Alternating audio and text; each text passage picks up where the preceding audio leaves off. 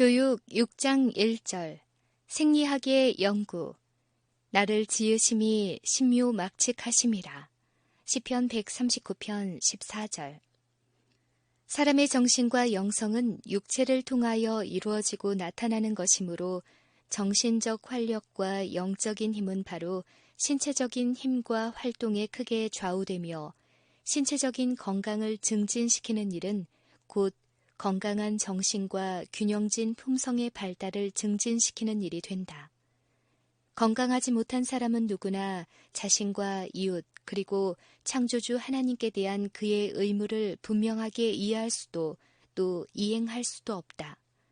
그러므로 건강은 품성과 마찬가지로 충실히 돌봐야 하며 생리학과 위생에 관한 지식은 모든 교육적인 노력의 기초가 되어야 한다. 오늘날 생리학의 지식이 널리 보편화되었음에도 불구하고 일반적으로 건강의 원칙들에 대하여는 놀랄 만큼 무관심한 것이 사실이다. 또한 이러한 원칙들을 알고 있는 사람들 중에도 이를 실행하는 사람이 매우 적다. 마치 생명이 정해진 바른 원칙에 의하여 지배되기보다는 오히려 단순히 우연에 의하여 지배되는 양 사람들은 맹목적으로 그들의 기호와 충동을 쫓아 살고 있다. 생기 있고 활력이 넘치는 젊은이들은 풍부한 힘의 가치를 미처 깨닫지 못하고 있다. 황금보다 더 값진 보화, 학식이나 지위 또는 부보다 발전에 있어서 보다 더 본질적인 보화인 생명이 얼마나 경시되고 무모하게 낭비되고 있는가. 얼마나 많은 사람들이 권력과 부를 얻으려는 힘겨운 노력 끝에 건강을 잃고 마침내는 그가 소원하는 목적에 거의 도달했을 때 속절없이 쓰러지고 마는가. 반면에 더 튼튼한 체력을 가진 사람들은 오랫동안 바라던 목적을 붙잡았다. 건강 법칙들을 무시한 결과 불건전한 생활로 악한 습관에 빠져서 현세와 내세의 모든 희망을 잃어버리고 마는 사람들이 얼마나 많은가. 생리학의 연구에 있어서 학생들은 체력의 가치를 깨닫도록 지도되어야 한다. 체력을 어떻게 보존하고 발달시켜야 인생의 고투에서 성공할 수 있는지 그들에게 가르쳐야 한다.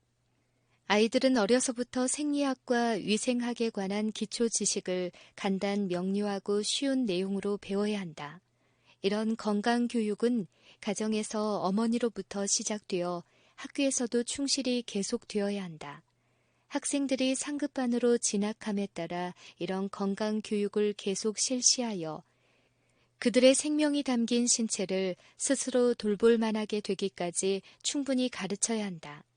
학생들은 그들의 모든 신체 기관들로 하여금 활력을 유지하게 하게 하므로 질병을 예방하는 것이 중요하다는 것을 이해해야 하며 흔히 걸리는 질병과 상처를 처치하는 방법들을 배워야 한다.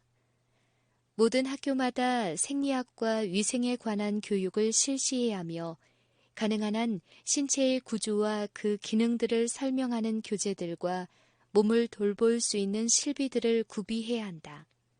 일반적으로 생리학의 연구에는 잘 포함되지 않으나 반드시 고려해야 하는 문제들이 있다.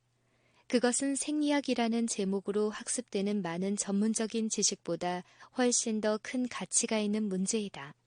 즉, 건강교육의 근본 원칙으로서 자연 법칙은 하나님의 법칙이며 또 이 자연의 법칙은 십계명이 신성한 것과 똑같이 신성하다는 것을 청소년들에게 가르쳐 주는 일이다.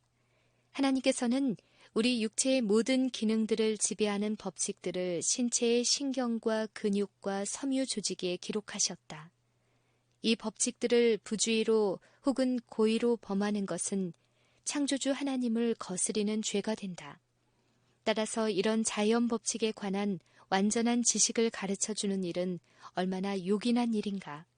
이런 법칙들을 아이들의 식사, 운동, 그리고 몸을 돌보는 일에 적용하는 위생학의 원리에 대하여 우리는 보통 이상의 많은 주의를 기울여야 한다. 건강교육에 있어서 신체가 정신에 미치는 영향은 물론 정신이 신체에 미치는 영향도 아울러 강조해야 한다. 정신적인 활동에 의해 촉진되는 두뇌의 전력은 신체의 모든 기관의 기능들을 활기 있게 한다.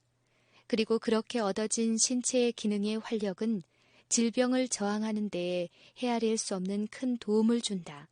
이 점을 분명하게 가르쳐 주어야 한다.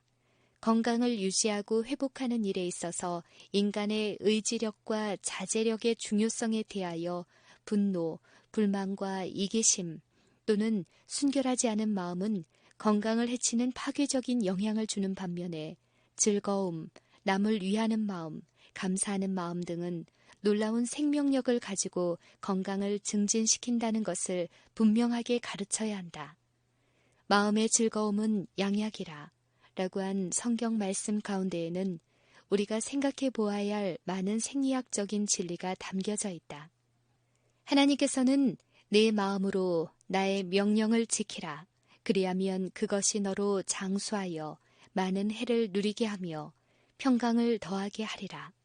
그것을 얻는 자에게 생명이 되며 그 온 육체의 건강이 됨이니라 라고 하셨다. 또 성경은 선포하기를 선한 말은 마음의 달뿐만 아니라 뼈의 양약이 된다고 하였다. 청소년들은 하나님의 생명의 원천으로 이야기하고 있는 성경 말씀의 기초를 이루는 깊은 진리를 이해해야 한다. 하나님께서는 만물의 창시자이실 뿐 아니라 모든 살아있는 것들의 생명이시다. 햇빛, 깨끗하고 맑은 공기, 음식물 등은 우리의 몸을 구성하고 힘을 유지해주는 중요한 요소들로서 모두 하나님께서 주시는 생명의 원천들이다. 우리가 시간마다 순간마다 생존하는 것은 그분의 생명력 때문에 가능한 것이다. 죄로 인해 변질된 것을 제외한 하나님의 선물들은 모두 인간의 생명과 건강과 기쁨을 위해 유용한 것들이다. 하나님이 모든 것을 지으시되 때를 따라 아름답게 하셨다는 말씀처럼 참 아름다움은 하나님이 창조하신 일들을 훼손함으로써가 아니라 만물을 창조하시고 만물의 아름다움과 완전한 모습에서 즐거움을 찾으시는 그분의 법칙에 조화됨으로써 얻어지는 것이다. 신체의 구조를 연구할 때에는 각 기관이 생리작용을 위해 기이하게 서로 의존하고 조화하는 관계를 유지한다는 것에 주의를 기울이도록 해주어야 한다. 학생들이 관심을 가지고 신체 기능의 중요성을 깨닫게 될 때 교사들은 그들이 적당한 발육을 유지하고 좋은 습관들을 길러가도록 가르치는데 더 큰 효과를 가져올 수 있다. 무엇보다도 첫째로 가르쳐야만 하는 일은 앉고 설 때 올바른 자세를 가지게 하는 일이다. 하나님께서는 사람을 똑바로 서도록 지으셨다. 그분께서는 사람이 육체적인 유익뿐만 아니라 우아함, 기품, 침착, 용기, 그리고 자립과 같은 정신적이며 도덕적인 미덕까지 소유하기를 원하신다. 이러한 유익들을 가져오는 데는 올바른 자세를 갖는 일이 크게 도움이 된다는 것을 가르쳐야 한다.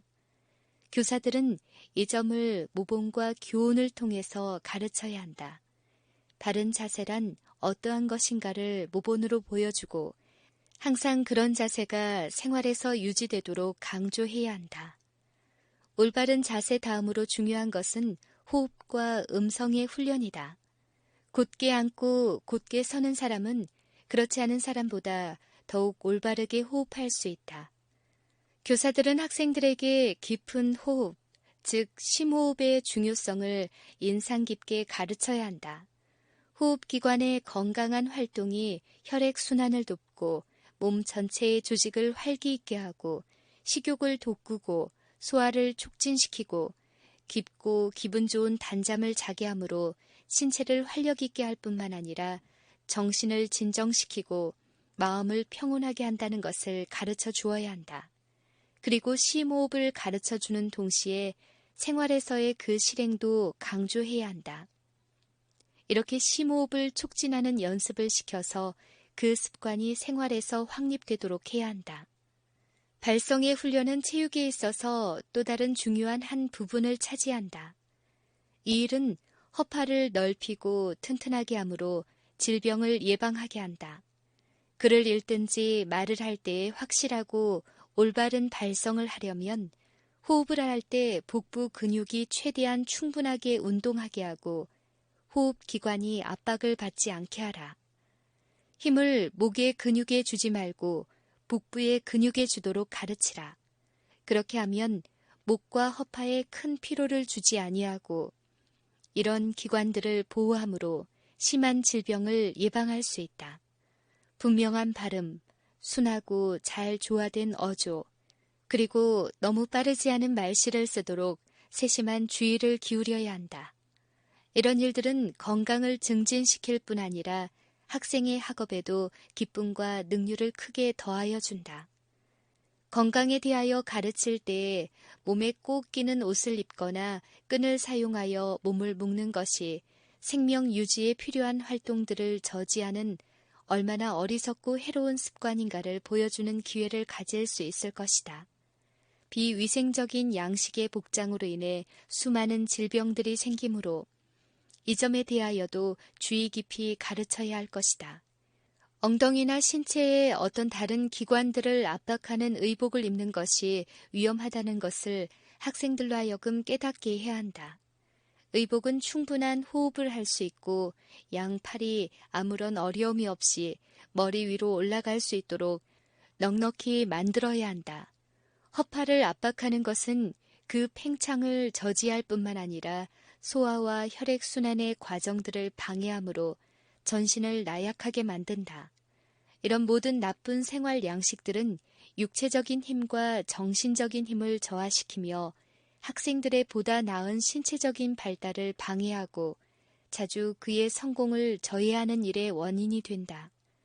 위생학의 연구에 있어서 교사는 열심을 가지고 모든 기회를 활용하여 개인적인 습관과 주위의 모든 환경을 완전히 청결하게 하도록 가르쳐 주어야 한다. 건강을 촉진하고 정신적인 활동을 북돋우는 일로 매일 목욕하는 것이 얼마나 중요한지도 가르쳐야 한다. 또한 햇빛과 환기, 위생적인 침실, 그리고 부엌을 청결하게 하도록 하는 일에도 주의를 기울여야 한다.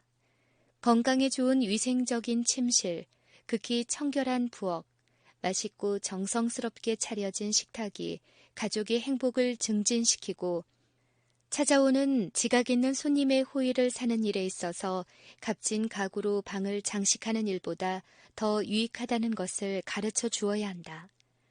1800여 년 전에 하늘에서 오셔서 목숨이 음식보다 중하고 몸이 의복보다 중하니라 라고 하신 교사의 교훈은 오늘날에도 가장 기묘한 가르침이 된다.